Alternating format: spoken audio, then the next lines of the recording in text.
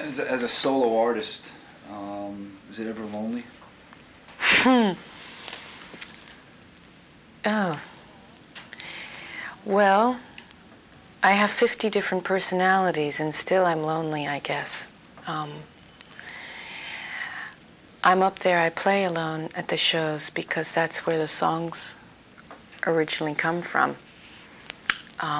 Me at the piano, even though there are other arrangements that I put down, because they want that. They really want to get dressed up, have a different pair of shoes and that kind of thing. But when I play alone, I feel that there is an intimacy that needs to be created between me and the audience. So instead of them turning to the drummer, they have to turn to me, like me or hate me. And that's the only way I get to know them. The shows are really confrontational in a sense, because we talk about the unconscious, we talk about the subtext. So I have a conversation on stage that you won't have with everybody, and I wouldn't have with everybody if we weren't on stage. So it is vulnerable, and it does get embarrassing sometimes, but at the same time, these things have got to be said, or we're going to be all in a loony bin. Do you find yourself sometimes emotionally exhausted at the end of a performance? Not so much from the actual physical playing, but just from the fact that you're reaching deep into your emotions. You're giving it 100%. You have nobody else to lean on to get you over. You're almost like a stand-up comic in the sense that you're there by yourself. For many artists, they finish the set and they're exhilarated. Other artists finish the set and they're exhausted. No, I'm exhilarated. Most of the time, when the crowd has been, for whatever reason, closed, if they haven't been able to open up, it just makes it twice as hard for me. I mean, I am not out there to practice my chops. I am out there to have a conversation.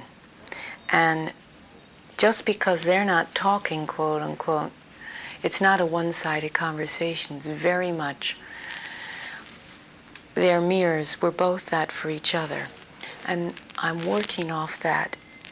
Each night, the songs have a different slant to them because of what's going on in that room. So if you don't like it that night, part of it's because you're part of it.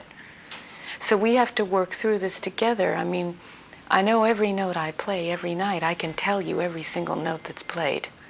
And there are little nuances that are different each night, and I can tell you that. So what? That is not the common denominator. It's what's happening emotionally. This is not about how long did I hold the note extra tonight than last night. Who gives a shit? This is about, the songs are almost a key for us to get into the unconscious. That's all they are. So you're really, what you're hoping to do is have your audience examine their own. Yes, absolutely. Well, as I'm examining mine, I'm not there to judge them, just like I'm not there to be judged by them. We come to hang out and to get hopefully fiercely entertained, because it's funny.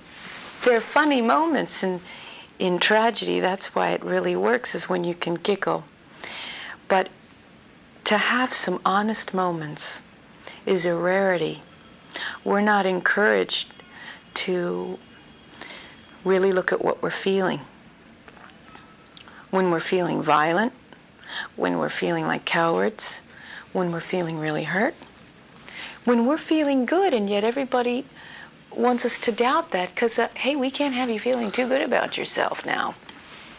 You gotta wonder, when things are going good, how come you get all this negativity thrown at you? You have to question that. This is not an accident.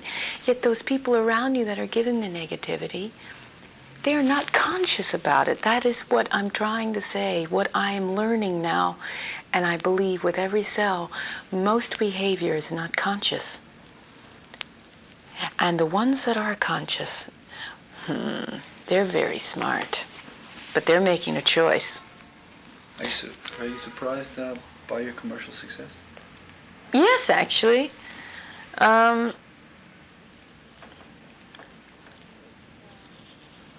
It's, you cannot hold on to it though, because then all that happens is I'll get stifled and can't write anything again. I wrote these songs from a place of not knowing if anybody would hear it. Well, I'm not stupid enough to think that the next thing I do is going to have, the circumstances are different, let's put it this way, and I'd be foolish not to acknowledge that. Everything I do is going to be scrutinized, and people are dying to say I don't have it anymore. Well, there are days I don't have it now, and there are days I didn't have it then. But there are days I do. So I can't write silent all these years anymore because I'm not silent. There are other things, though. We have to keep moving. We have to keep... There are new situations that come up all the time. Just to think that we've mastered it all because we've looked at ourselves for 2 years, whoever you are, just that whole concept of, well, I've got all the answers now, because that is, boy, we've only touched the tip of the iceberg here. There is a vast world inside, not outside. That's a whole nother... That's a Carl Sagan interview, whom I'm a fan of. But there's the inner world, which is a reflection of the outer world. And when you think of all the billions of worlds that are going on out there, we're connected with that. We're not encouraged to think of our connection. Why are we on this planet? Why is our life just functional? Is that all it is? Getting up, going to work, having kids, to just populate the planet? I mean, there have to be reasons we do things. Most of us have children because we're trying to find that in ourselves again. So we project it all onto them instead of dealing with our own child. And I've heard, I won't mention names, but I've heard a well-known director laugh and scoff at the idea of the inner child. Well,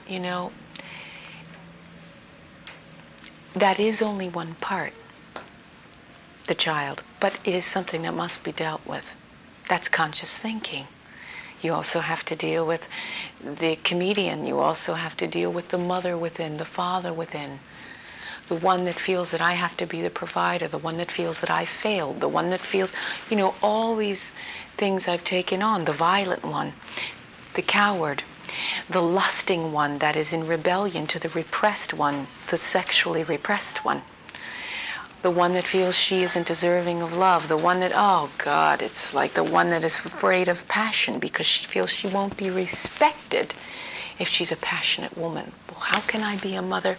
How can I be respected and be passionate? You see, we're not taught to be whole because why? I'll tell you why. We would be powerful. And they can't have us being powerful. You see, I'm not defining they. It's not important who they is. They're nameless and they're faceless.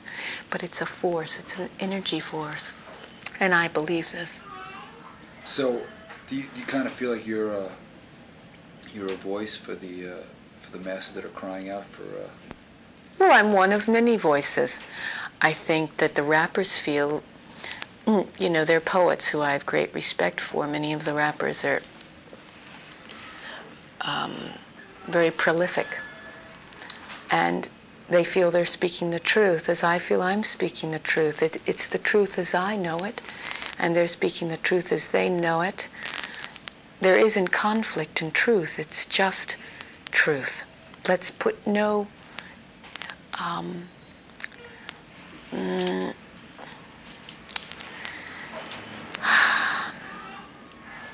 I don't want to...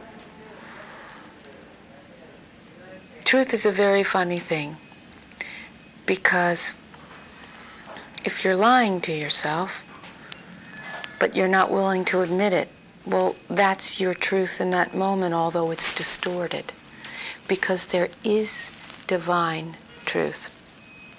There is a place that you get to yourself where the masks can be taken off But I can justify anything I want if I want to, can I?